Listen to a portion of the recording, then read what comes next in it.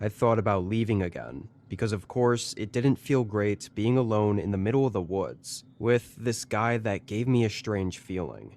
But I thought if I could just see where he went or where he was staying, I'd feel a lot safer.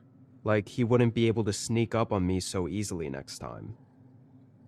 I checked out the windows for maybe 20 minutes, circling around and never seeing a thing, before I realized if I couldn't figure this out, then I would have to leave.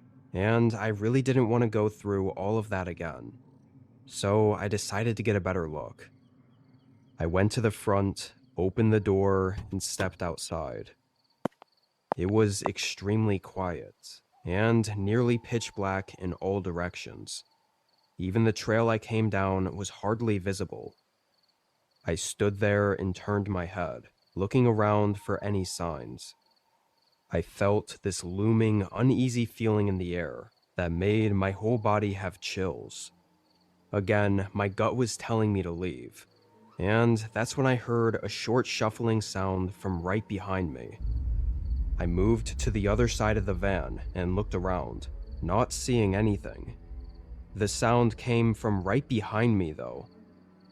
I hesitated, then slowly knelt down, looking under the van.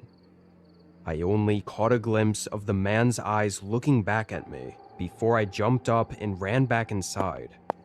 I heard him call out, and the van shook a couple times as he crawled out. I only got in a couple seconds before he jumped up and started banging on the door. He was still twitching in strange ways, and his eyes had a savage, animalistic, violent look. It almost reminded me of animals with rabies. That's how insane he looked. He was punching the window with everything he had. I turned the van on and started driving.